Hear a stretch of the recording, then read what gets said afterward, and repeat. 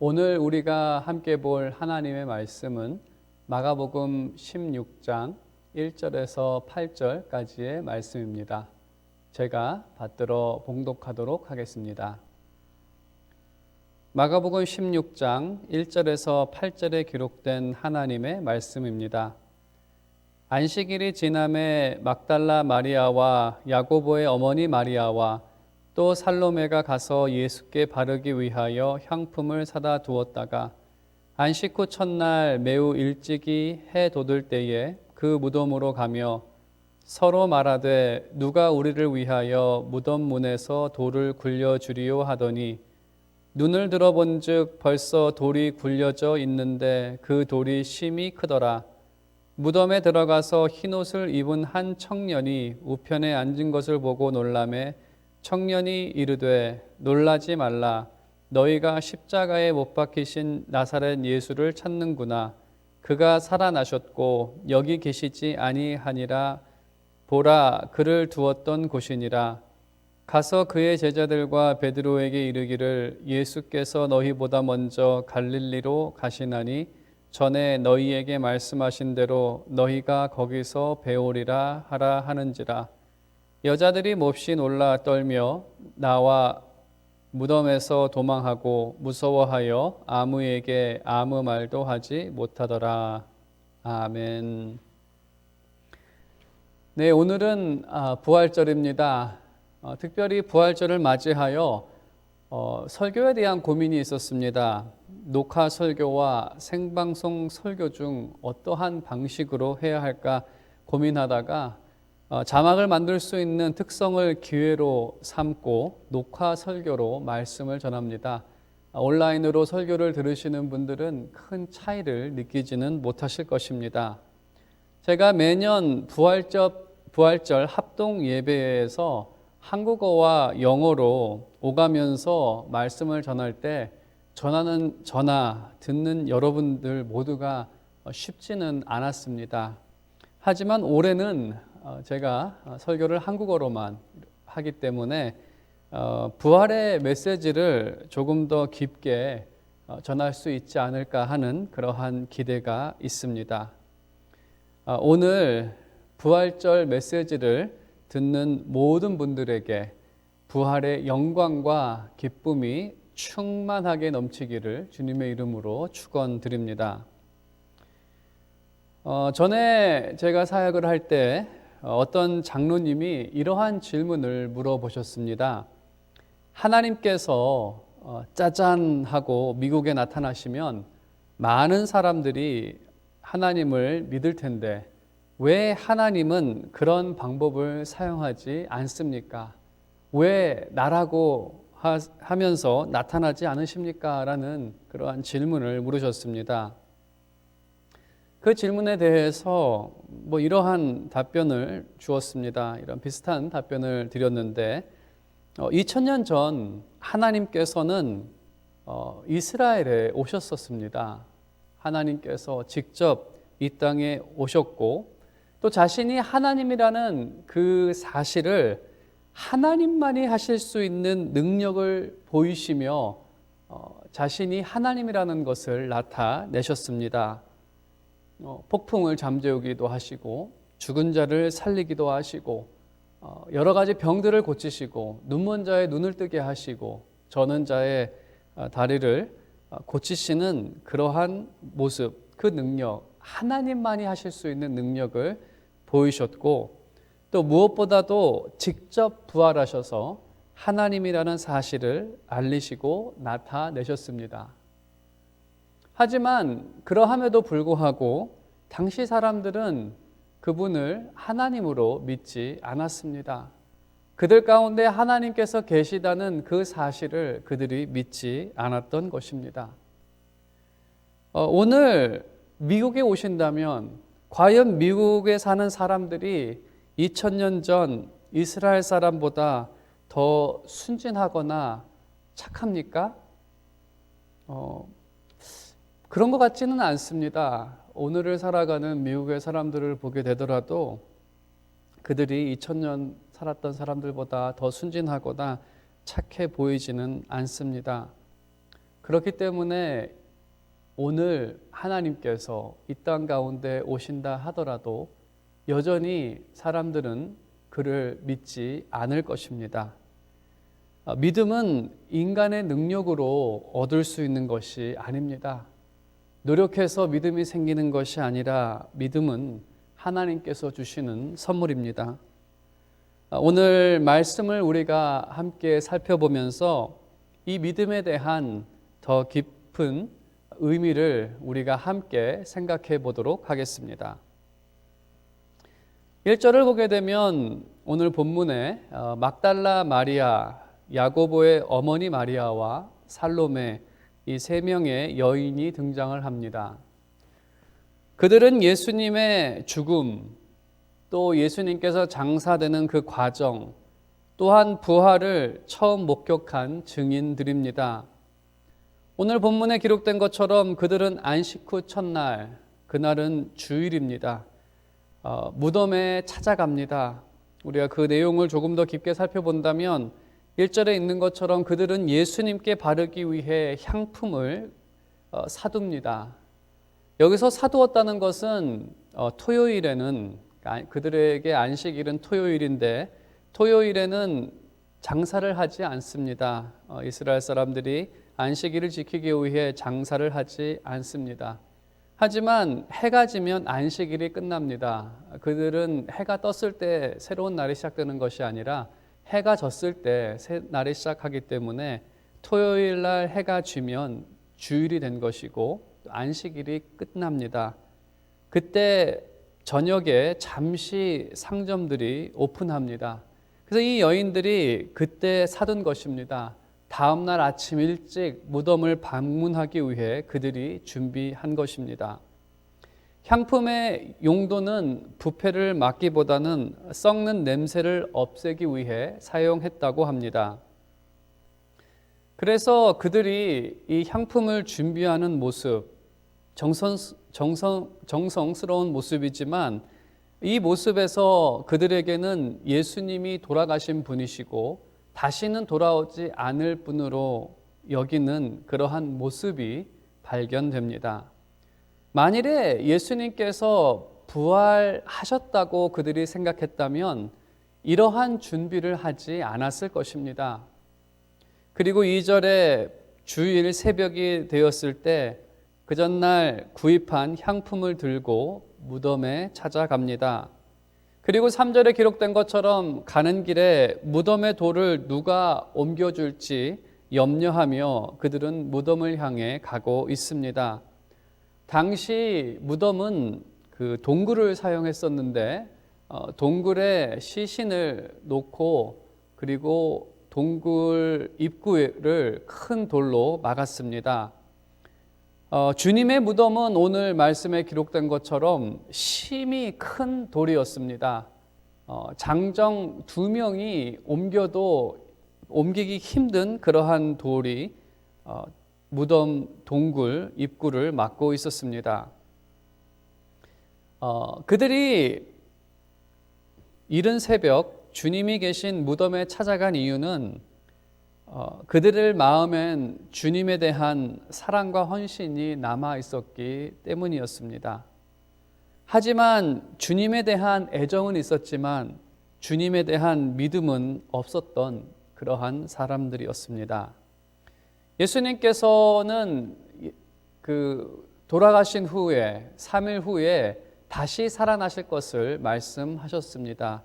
마가복음에도 그 기록을 찾아볼 수 있는데 9장 31절에는 이렇게 기록이 되어 있습니다. 이는 제자들을 가르치시며 또 인자가 사람들의 손에 넘겨져 죽임을 당하고 죽은 지 3일 만에 살아나리라는 것을 말씀하셨기 때문이더라. 예수님께서는 3일 후에 부활하실 것을 여러 번 말씀하셨습니다. 마가복음에는 적어도 3번 뚜렷하게 그 말씀하신 내용을 기록하고 있습니다. 만일에 오늘 등장한 여인들이 이 말씀을 조금이라도 믿었다면 혹시나 하는 마음에 급하게 무덤에 갔을 것입니다. 죽은 시체를 위한 향품을 준비하지 않았을 것입니다. 그리고 가면서 돌 옮길 걱정을 하는 것보다 혹시 예수님께서 부활하셔서 우리를 기다리지 않을까라는 말을 했었을 것입니다. 하지만 그들은 주님께서 부활했을 것이라는 생각을 조금도 하지 않았습니다.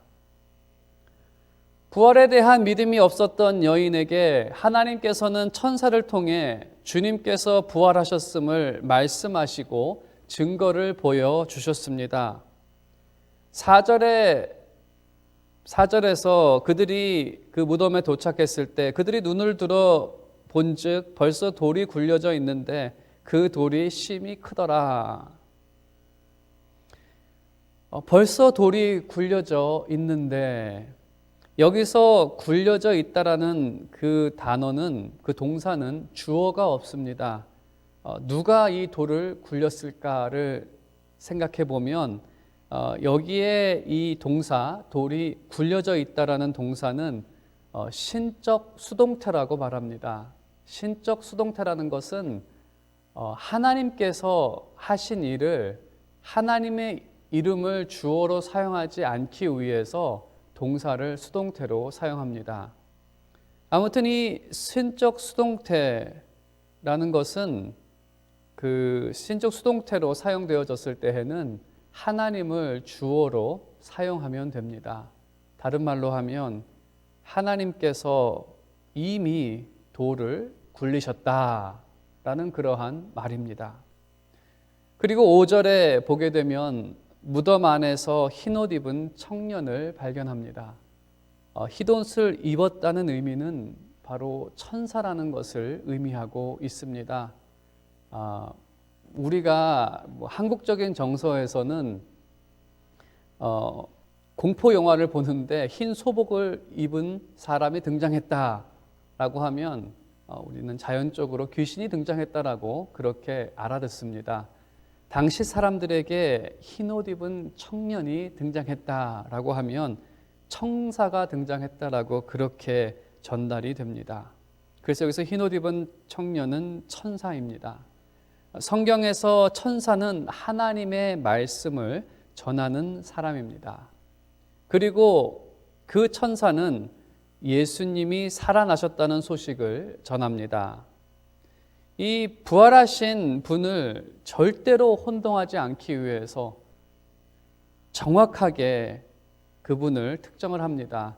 이게 한국어 성경보다는 그 원어 성경을 보게 되면 이 특정하는 그 내용이 더 정확하게 나오는데, 부활하신 분, 바로 너희가 지금 찾는 그분이, 나사렛 사람 그분이, 3일 전에 십자가에 못 박히신 그분이 살아나셨다라고 말을 합니다. 절대로 오해할 수 없습니다. 바로 그들이 찾는 분, 나사렛 사람, 3일 전에 십자가에서 돌아가신 그분. 또한 6절에서 사용된 동사 살아나셨다, 이 동사도 수동태로 되어 있고 주어가 없습니다. 이 단어도 신적 수동태입니다. 이 말씀의 의미는, 지금 천사가 전하는 내용은 하나님께서 예수를 살리셨다라는 그 말씀을 전하고 있는 것입니다. 돌을 굴린 것도, 그리스도를 살리신 것도 다 하나님께서 하시는 일입니다. 천사는 비어있는 무덤을 증거로 보여줍니다. 가서 보라고 그들을 초청합니다. 그리고 명령합니다. 제자들에게 이 소식을 전하라. 주님께서 미리 말씀하신 대로 부활하셔서 먼저 갈릴리로 가셨다, 이 말씀을 전하라는 것입니다. 하나님께서 천사를 통해 그들에게 전달하신 내용, 증거로 보여주신 이 모든 상황들을 통해서 결론 내릴 수 있는 것은 하나님께서 예수를 죽은 자 가운데에서 살리셨다라는 그러한 사실입니다. 예수님께서 미리 이 사실을 말씀하셨습니다. 천사의 증언이 있습니다. 그리고 시신이 없어진 빈 무덤이 그들 앞에 있습니다. 이러한 증거들을 통해서 충분히 그들은 예수께서 부활하셨다는 사실을 믿을 수 있습니다. 그리스도께서 십자가에서 죽으신 사실은 역사적인 사실입니다. 심지어 크리스찬이 아닌 또 크리스찬들을 반대했던 역사가들도 이 사실을 기록하고 있습니다. 유대인들이 보는 탈무드에도 예수님께서 십자가에서 돌아가셨다는 사실을 기록하고 있습니다. 그리고 로마 사람 중 1세기 후반 사람입니다. 예수 그리스도께서 죽으시고 부활하신 후 몇 년이 되지 않아 기록한 이 로마의 역사를 보더라도 그 역사를 기록한 타키투스라는 로마의 역사가는 예수가 빌라도에게 십자가에서 처형을 당했다고 로마 연대기에 기록을 했습니다. 그리고 무덤이 빈 것도 역사적 사실입니다. 부활한 예수님을 봤다는 증언은 넘치도록 많지만 시신을 봤다는 증언과 자료는 없습니다. 그저 추측만 난무합니다. 무덤이 왜 비어 있는가? 많은 믿지 않는 사람들이 이 빈 무덤에 대한 여러 가지 추측들을 제시했습니다. 이러한 추측들을 제시했다라는 그 모습을 통해서도 우리가 내릴 수 있는 그러한 결론은 무덤이 비어 있다는 것입니다. 무덤이 비어 있지 않았다라면 이 믿지 않는 사람들이 왜 무덤이 비었는지에 대해서 그렇게 많은 추측들을 내놓지는 않았을 것입니다. 무덤이 비어 있기 때문에 세상 학자들 또 세상 사람들도 빈 무덤에 대한 여러 가지 추측들과 여러 가지 그 자신의 주장들을 말하지만 그러한 주장들이 시신을 봤다는 증언이나 또 시신이 어디에 있다라는 자료를 통해서 내려진 추측이 아닙니다. 그냥 이성적으로 추측한 것인데 추측한 주장 중에 가장 대표적인 것은 제자들이 훔쳐서 아무에게도 보여주지 않았다는 주장이 가장 대표적입니다. 만일 제자들이 예수님의 시신을 훔치고 기독교를 만들어냈다고 가정한다면 두 가지 문제가 발생합니다. 첫 번째는 몇백 명이나 되는 사람들이 부활하신 주님을 목격했다고 증언하는데 이러한 증언들이 서로 일치하는 것이 불가능합니다. 하지만 그들의 주장은 그들이 몇백 명이 주장하는 내용들은 서로 일치하고 또 이것이 서로 다른 것을 보고 주장했다라고 하기 힘든 그러한 증언들입니다. 하지만 두 번째로 더 큰 문제가 발생하는데 만일에 제자들이 예수님의 시신을 훔치고 기독교를 만들어냈다라고 가정한다면 이 두 번째 더 큰 문제가 발생하는데 그것은 제자들이 거짓을 위해 수모를 당하고 자신들의 목숨까지 내려놓는 것은 불가능한 일입니다. 정상적인 생각을 가진 사람이 거짓을 위해 수모를 당할 수 있습니까? 체면을 세우기 위해 거짓말을 하는 것은 가능한다 하더라도 수모를 당하면서까지 거짓을 지키는 사람은 없습니다. 더 나아가 거짓을 위해 자신의 목숨까지 내려놓는 사람은 없습니다. 더욱이 그들은 성령으로 부활을 믿기 이전에는 참된 진리도 사람들이 두려워서 제대로 전하지 못했던 그러한 사람들입니다. 그러한 겁쟁이들이 거짓을 위해 자신의 목숨도 내려놓을 만큼 담대했다는 것은 그것은 불가능한 일입니다. 역사적 사실을 놓고 보아도 주님께서 부활하셨다는 합리적 결론을 내릴 수 있습니다. 이러한 역사적 변증은 우리 믿는 자들에게 믿음을 더하는 유익함이 있습니다. 하지만 불신자들은 여전히 믿지 않습니다. 그들에게 어떤 증거를 보여도 부인하고 변명합니다.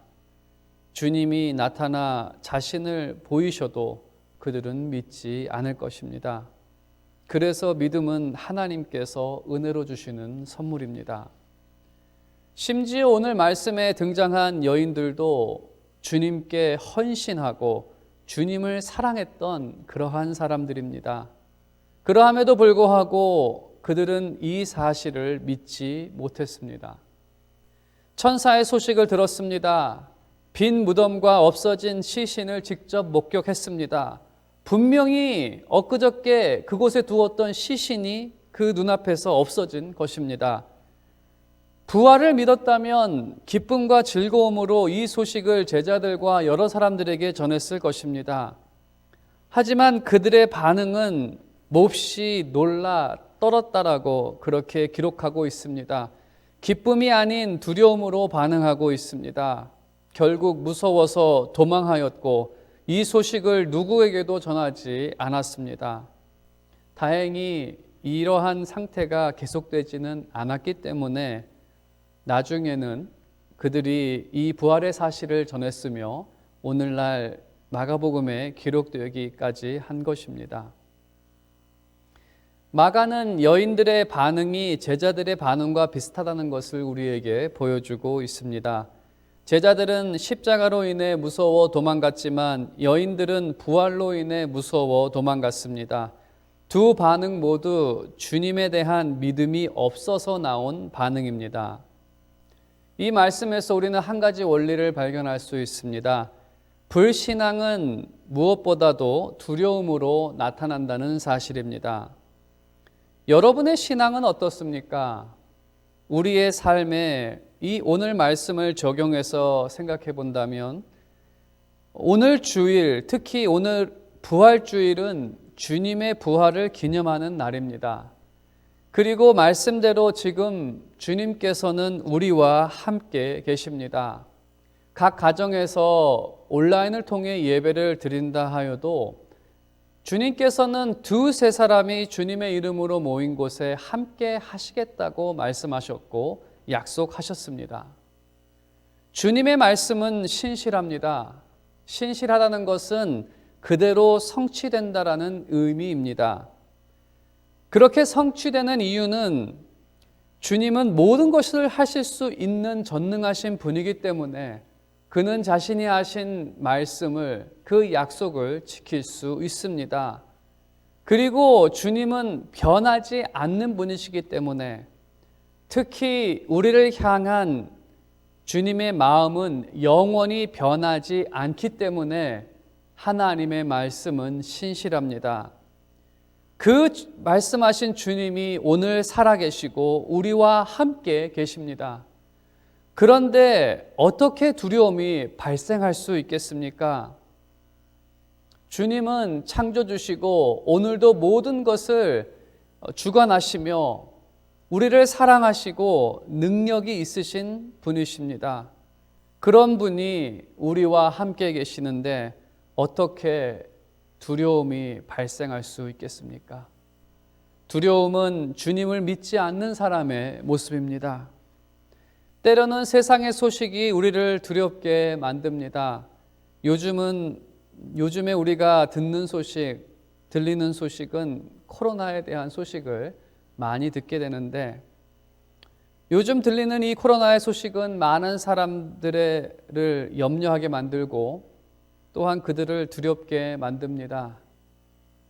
살아계신 주님을 믿는 여러분들은 두려움의 순간에도 특히 두려움의 순간에 크고 능력 있으신 그리고 신실하신 주님을 기억하시기 바랍니다. 그 주님은 오늘도 살아계시고 역사하시며 우리와 동행하십니다. 오늘 말씀의 결론을 맺도록 하겠습니다. 부활의 소식을 믿음으로 기쁨의 찬양을 부를 수 있습니다. 살아계신 주님을 믿을 때 우리는 두려움 없이 담대함으로 살아갈 수 있습니다. 세상의 뉴스는 우리를 두렵게 만들고 때로는 염려하게 만듭니다. 그럴 때마다 오늘도 살아 역사하시는 주님을 붙잡길 바랍니다. 부활의 믿음으로 평안과 기쁨 가운데 살아가는 그러한 여러분의 삶이 되시기를 주님의 이름으로 축원드립니다. 함께 기도하겠습니다. 하나님 아버지 감사합니다. 하나님께서는 우리를 위해 십자가에서 죽으셨을 뿐만 아니라 우리를 위해 부활하셔서 살아 계시며 또한 우리를 위해 오늘도 함께 하시며 동행하시며 우리 가운데 은혜로 믿음을 더하십니다.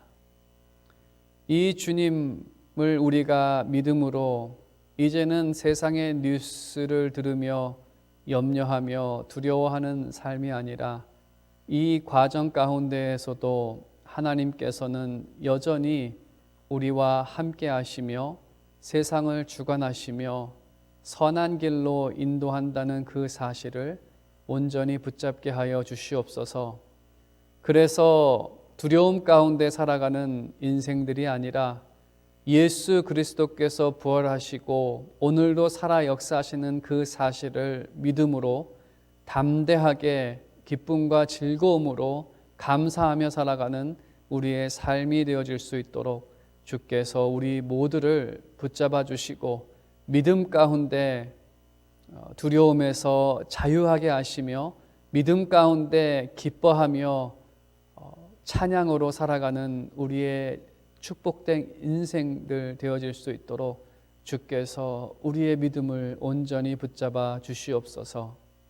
다시 한번 우리와 함께 하시며 날마다 새로운 은혜를 더하시는 하나님께 감사드리며 살아계신 우리 주 예수 그리스도의 이름으로 기도드립니다. 아멘.